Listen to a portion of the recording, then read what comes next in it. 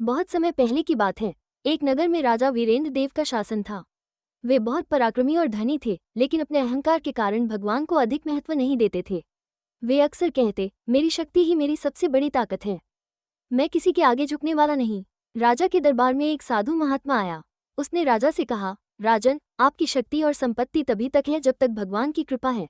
यदि प्रभु रूठ जाए तो सब नष्ट हो जाएगा। राजा को ये सुनकर क्रोध आ गया। उन्होंने हंसते हुए कहा, अगर भगवान सच में हैं, तो उन्हें मेरे सामने प्रकट होना चाहिए। उसी नगर में माधव नाम का एक गरीब किसान रहता था। वो दिन रात भगवान का स्मरण करता और हर परिस्थिति में उनका धन्यवाद करता। एक दिन राजा ने उसे बुलाया और कहा, अगर तुम्हारा भगवान सच में है तो क्या वे मेरी परीक्षा ले सकते हैं?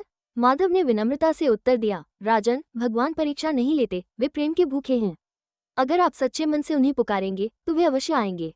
राजा ने यह सुनकर एक चुनौती रखी, अगर 7 दिनों के भीतर भगवान मेरे सामने प्रकट नहीं हुए तो तुम्हें दंड मिलेगा। माधव बिना डरे भगवान की भक्ति में लीन हो गया। उसने अपना सारा समय प्रार्थना में लगा दिया। 7वें दिन जब राजा सिंहासन पर बैठे थे तो अचानक भूकंप जैसा कंपन हुआ। सिंहासन हिलने लगा और आकाश में दिव्य प्रकाश प्रकट हुआ। एक दिव्य आकाशवाणी हुई, राजन, अहंकार त्यागो। ये संसार मेरी कृपा से चलता है, न कि किसी मनुष्य की शक्ति से। राजा कांप उठे। उन्होंने देखा कि उनके महल की दीवारों पर दरारें आ गई थीं। उन्होंने डरकर कहा, हे प्रभु, मुझे क्षमा करें, मैं आपकी शक्ति को नहीं समझ पाया। इसके बाद राजा ने अपने अहंकार को त्याग दिया और माधव को अपना गुरु मानकर भक्ति मार्ग अपना लिया।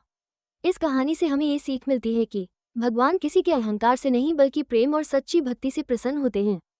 जो उन्हें सच्चे मन से पुकारता है वे उसकी रक्षा अवश्य करते हैं।